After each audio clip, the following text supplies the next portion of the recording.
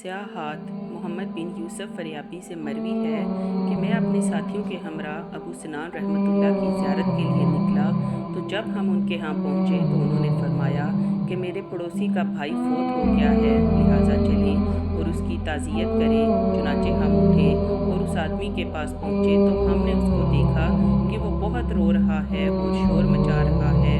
ہم بیٹھے، افسوس کیا اور اس کو تسلی دی، لیکن وہ نہ تو تسلی قبول کرتا اور نہ افسوس۔ ہم نے کہا، کیا تجھ کو معلوم نہیں کہ موت ضروری راستہ اور اس سے کوئی چارہ نہیں؟ تو اس نے کہا، ٹھیک ہے، لیکن میں اس بات پر روتا ہوں جس پر میرے بھائی کو صبح شام عذاب ہو رہا ہے۔ ہم نے کہا، کیا تم کو اللہ تعالیٰ نے غیب پر مطلع کر دیا ہے؟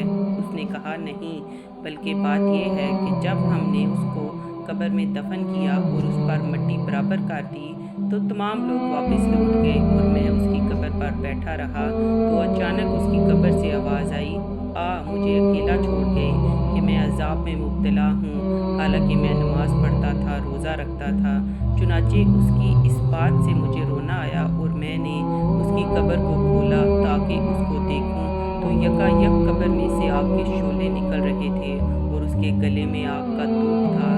تو بھائی کی محبت نے مجھے برانگیختہ کیا اور میں نے ہاتھ بڑھایا تاکہ اس کی گردن سے وہ دھوپ کھینچ لوں تو میری انگلیاں جل گئیں اور ہاتھ بھی جل گیا۔ تو اس نے اپنا جلا ہوا ہاتھ مجھے دکھایا، پھر میں نے اس پر مٹی ڈال دی اور واپس لوٹ آیا۔ تو پھر کیوں کرنا روں میں اس کی حالت پر اور کیوں نہ غم کروں؟